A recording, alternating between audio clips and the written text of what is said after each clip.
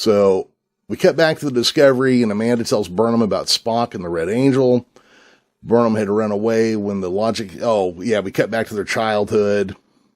And Burnham had run away as a child when logic extremists... And I want to stop after this and kind of talk about how much I hate this concept.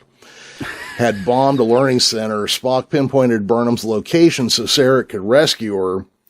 And apparently there's a version of time where she was killed by this creature out in Vulcan's Forge, but because Spock has a flash from the Red Angel of her location, he's able to direct his parents to go pick her up, and they get her out of there in the nick of time. And then when Spock says he got the location from the Red Angel, his parents just kind of assume he logicked it out and then had some crazy flight of fancy, because apparently Spock was quite the imaginative kid for a Vulcan. But they kind of pulled them apart. And this is when Burnham admits to Amanda that she saw the Red Angel at the first signal back at the Hiawatha. And that she was the one who caused the huge rift between her and Spock when they were kids by being kind of a shithead to him and driving him away. Yeah, because they thought, Burnham thought that the logic extremists were targeting Spock's family because of her. So Amanda and her they have their own little riff here. So Amanda kind of storms off all angry and says, basically, I'm not going to need you. I'll go find Spock.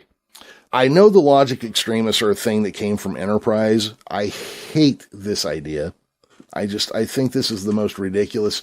Logic terrorists are what we're given here by the Vulcans. Oh, we're so into logic, we're going to blow up school buses full of children. There is a certain amount of sense that makes. Not that I am advocating for terrorism, but I could see the logic in their logic about being terrorists. They were having trouble convincing the leaders of Vulcan to pull out of the Federation. And so because of that, talking didn't work. So now we have to resort to violence. There is a certain logic to it. Obviously, again, I don't advocate terrorism. From their point of view, I understand why they were doing it to an extent. I don't think it's dumb. I mean, maybe calling them logic extremists is dumb.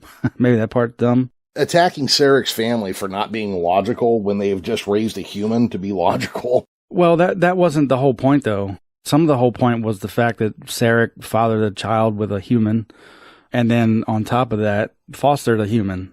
So that was their problem. So they're kind of like the Klingons in a way with Ash and L'Rell. So it's a similar thing here. You are kind of going outside the race here, and we don't appreciate that. How that would convince Vulcan to pull out of the Federation, I don't get that part. Yeah, and I would think that, when you're having a conversation with people who are at least using Socratic logic, racism is not logic. It's, hey, we should be totally insular and racist. No, we need trade, and it'd be good to have allies and some cultural exchange. That's fair.